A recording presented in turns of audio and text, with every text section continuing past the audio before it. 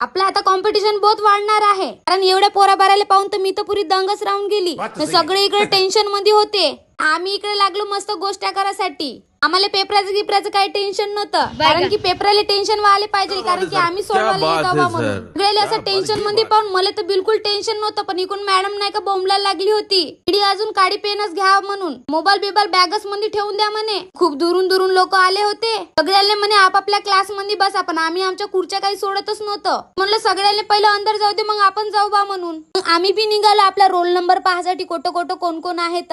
सगळ्यात पहिलं तर माझीच रूम भेटून गेली मले, हे बी पहिला बेंच. माझा रोल नंबर एकदम खतरनाकच होता बाप्पा, एक एक मुंह में तेरे केक. पहिल्याच्या शाळेचे दिवस बरं होतं, आखरीच्या बेंचामध्ये बसायला भेटे. तर पुढे बसून कोणता तीर मारतो का माझं मलाच माहित नाही. काय म्हणा रोल नंबर आवडला बाप्पा माझा मले. मी म्हणलं माझा रोल नंबर तर पाहिला, चल संविधानचा पाहतो कुठं लागला तर.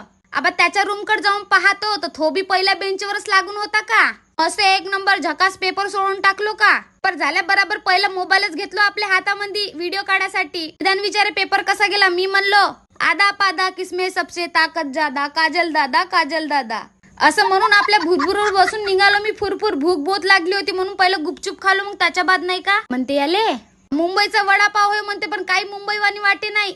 तोंड पाहणं कसं झालं खाल्या बरोबर. माझं भूक लागून होती तर खाऊन टाकलो मी. मुंबईचा वडापाव खाली आहे का, किती टेस्टी राहते. मी ना तर खाला होता बाप्पा एक वेळा.